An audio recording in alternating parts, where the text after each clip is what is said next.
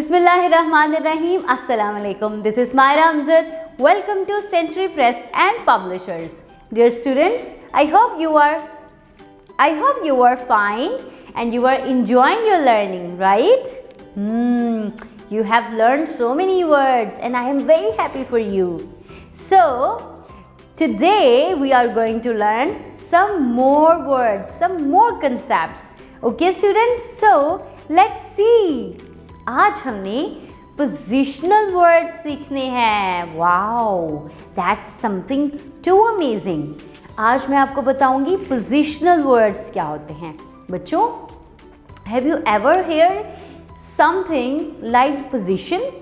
जब हम कहते हैं ना जगह, जगह कहते हैं ना, tell me the position of this thing, कि उसकी जगह कहाँ है.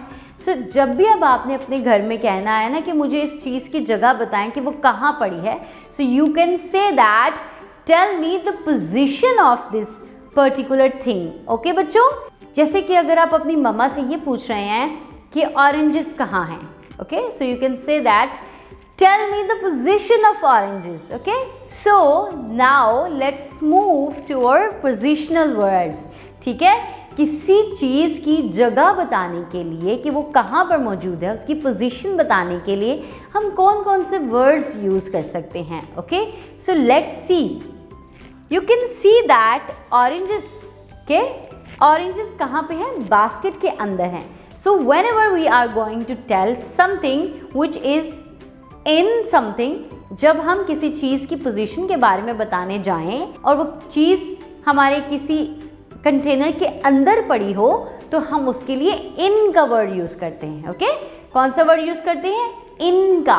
ठीक है, so you can say that oranges are in the basket. Okay, basket के अंदर पड़े हैं ना, तो आप कहेंगे इन द बास्केट. ओके, अब आप देखें, whenever there is something on this surface, यानी कि अगर कोई चीज़ किसी चीज़ के ऊपर पड़ी है, ओके, जैसे कि you can see that the cat, okay, जो टेबल के ऊपर बैठी है, सो आप उसके लिए ऑन का वर्ड यूज़ करेंगे. कौन सा वर्ड यूज़ करेंगे?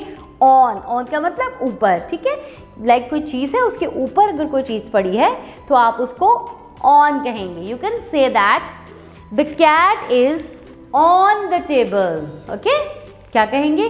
The cat is on the table.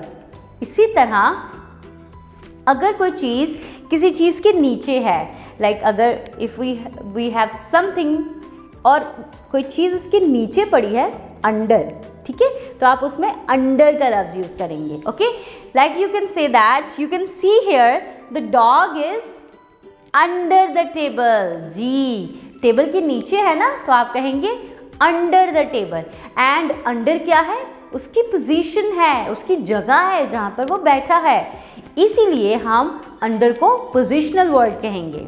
ठीक है बच्चों, सिमिलरली अगर कोई चीज़ किसी चीज़ के पीछे है, ठीक है, लाइक इस तरह, और चीज़ यहाँ पे है, उसके पीछे है, तो आप बिहाइंड का वर्ड यूज़ करेंगे. कौन सा वर्ड यूज़ करेंगे? बिहाइंड का वर्ड.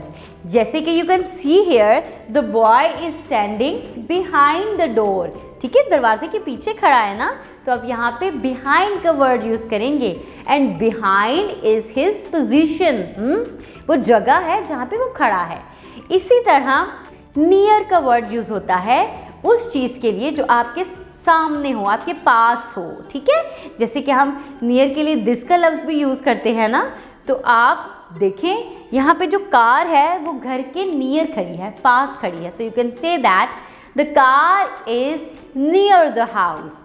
और नियर से दूर, मतलब कि पास है, तो कोई चीज़ दूर होगी तब आप क्या कहेंगे? जी, फार. दूर के लिए हम कहते हैं फार. आपको याद है ना, जब हम दिस और दैट का वर्ड यूज़ कर रहे थे, तभी मैंने आपको नियर और फार का बताया था. नियर उसके लिए जो आपके पास पड़ा है, एंड फार उसके लिए जो दूर है. सो फार जो है वो हम किसी दूर खड़ी चीज़ के लिए यूज़ करेंगे. So here we can say that the bus is far from the house. And far is also a positional word. Now quickly tell me कि हमने इस लेक्चर में कौन कौन से पोजिशनल वर्ड्स पढ़े?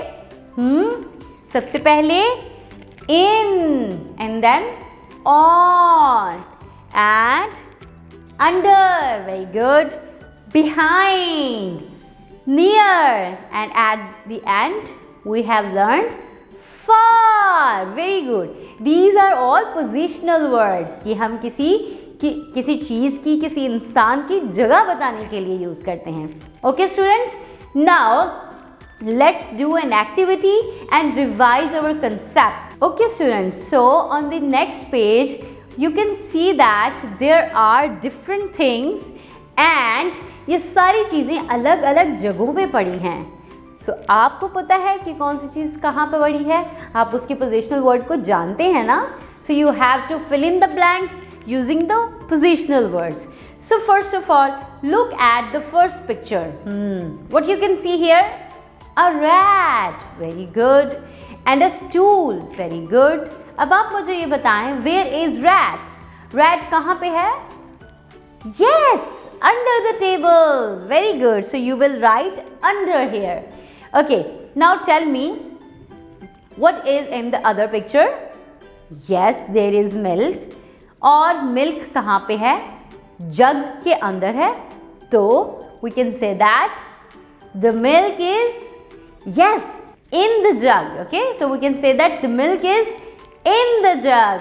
तो आपने यहाँ पे in लिखना है. Very good. अब देखते हैं. Now you can see that कि टेबल के ऊपर बैग पड़ा है. मैंने आपको बताया था ना कि कोई चीज़ अगर किसी चीज़ के ऊपर है, then what will we use? We use on. Yes, so we can say that the bag is on the table. Very good. So you can write on here. Okay. So students, now you can see that the goat is sitting. Where is goat? आप देख सकते हैं कि गोट जो है वो tree के साथ बैठी है. ओके, ट्री के पास बैठी है ना. तो जब हमने पास का लफ्ज यूज करना होता है तो उसके लिए हम क्या कहते हैं? Yes, near. The goat is near the tree. Okay, now you can see that bus जो है वो हमारे हाउस से थोड़ा दूर खड़ी है. जब हमने दूर का बताना होता है तब हम कौन सा वर्ड यूज करते हैं? Yes, far. So we can say that the bus is far from the house. Good. Now look at the other picture. There is a girl. और उसके इर्द गिर्द क्या है? Windows. लेकिन windows कहाँ हैं? लड़की के पीछे हैं. तो हमने ये बताना है कि window कहाँ है. और हमने जब पीछे का बताना है, लाइक आपको मैंने बताया था ना कि किसी चीज़ के पीछे, तो हम उसके लिए कौन सा वर्ड यूज करते हैं? Yes, behind. So we can say that the window is behind the girl. Means लड़की के पीछे है. Very good students. अब आपने क्या करना है? आपने इन वर्ड्स को यूज करने की प्रैक्टिस करनी है, ये एक्टिविटी कंप्लीट करनी है, and then we will learn some new topics. We will come back with another video. Take good care of yourself. Allah Hafiz.